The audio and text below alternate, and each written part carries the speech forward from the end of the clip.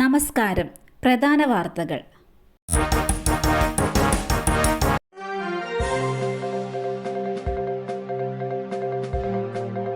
സംസ്ഥാനത്ത് ഒറ്റപ്പെട്ട മഴ തുടരും.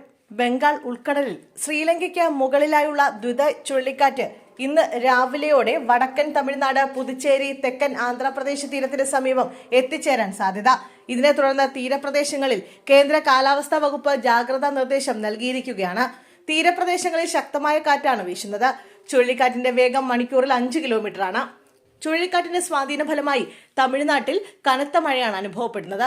ഉച്ചവരെ കനത്ത മഴ തുടരുമെന്നാണ് കാലാവസ്ഥാ നിരീക്ഷണ കേന്ദ്രത്തിന്റെ പ്രവചനം.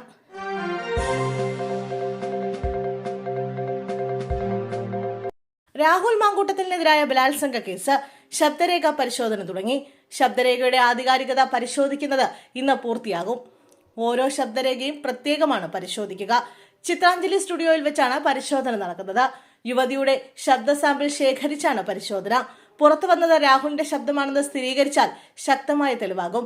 ബലാത്സംഗം നടന്നതായി യുവതി മൊഴി നൽകിയ തിരുവനന്തപുരത്തെ ഫ്ളാറ്റിലെത്തി പോലീസ് പരിശോധന നടത്തി. ഫ്ളാറ്റിലെത്തി മഹസർ തയ്യാറാക്കി. യുവതിയെയും കൊണ്ടാണ് പോലീസ് ഫ്ളാറ്റിലെത്തിയത്. ഫ്ളാറ്റിൽ നിന്നും CCTV ദൃശ്യങ്ങളടക്കം പരിശോധിക്കും. പാലക്കാട്ടെ രാഹുലിന്റെ ഫ്ളാറ്റിലെത്തിയും പോലീസ് പരിശോധന നടത്തി മഹസർ തയ്യാറാക്കുമെന്നാണ് വിവരം.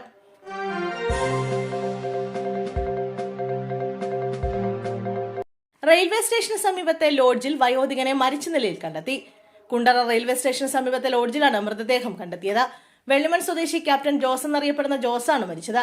കുടുംബത്തിൽ നിന്ന് മാറി ബംഗളൂരുവിലായിരുന്നു ജോസ് താമസം. 2 ദിവസം മുമ്പാണ് ലോഡ്ജിൽ മുറിയെടുത്തത്. മരണകാരണം വ്യക്തമല്ല.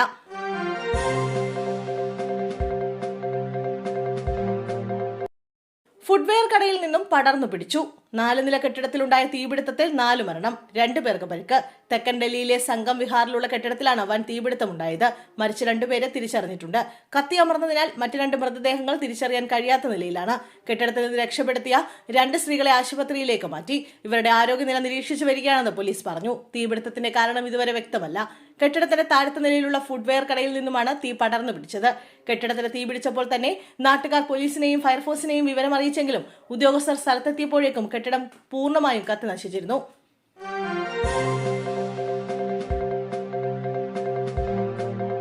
സാമ്പത്തിക സ്ഥിതി മെച്ചപ്പെട്ടില്ല. കടുത്ത നിയന്ത്രണങ്ങൾ 1 വർഷം കൂടി. 2020 മുതൽ ഏർപ്പെടുത്തി വരുന്ന സാമ്പത്തിക നിയന്ത്രണങ്ങൾ 1 വർഷം കൂടി തുടരുമെന്ന് ധനവകുപ്പ്. ചിലവുകൾ നിയന്ത്രിക്കാൻ ഏർപ്പെടുത്തിയ കടുത്ത സാമ്പത്തിക നിയന്ത്രണങ്ങളാണ് 1 വർഷത്തേക്ക് കൂടി നീട്ടി ധനവകുപ്പ് ഉത്തരവിറക്കിയത്. മുഖ്യമന്ത്രിയുടെ വാക്കുകൾക്ക് വിരുദ്ധമായ പ്രസ്താവനയാണ് ധനവകുപ്പിന്റെ ഭാഗത്തുനിന്നുണ്ടായിരിക്കുന്നത്. സംസ്ഥാനത്തെ സാമ്പത്തിക നില ഭദ്രമെന്നും സ്ഥിതി മെച്ചപ്പെട്ടെന്നും മുഖ്യമന്ത്രി വ്യക്തമാക്കിയതിന് പിന്നാലെയാണ് വിപരീതമായി ധനവകുപ്പിന്റെ ഉത്തരവ്. സർക്കാർ കെട്ടിടങ്ങളുടെ മോടികൂട്ടൽ, ഫർണിച്ചർ വാങ്ങൽ, വാഹനങ്ങൾ വാങ്ങൽ എന്നീ ചെലവുകൾക്കാണ് നിയന്ത്രണം. സർക്കാർ വാഹനങ്ങളുടെ ഉപയോഗം പരമാവധി നിയന്ത്രിക്കും. ജോലിയില്ലാത്ത ഡ്രൈവർമാരെ കരാർ അടിസ്ഥാനത്തിൽ ജോലി ചെയ്യുന്ന ഡ്രൈവർമാർക്ക് പകരം അതാത് വകുപ്പുകളിൽ പുനർവിന്യസിക്കണമെന്ന് നേരത്തെ നിഷ്കർഷിച്ചിരുന്നു.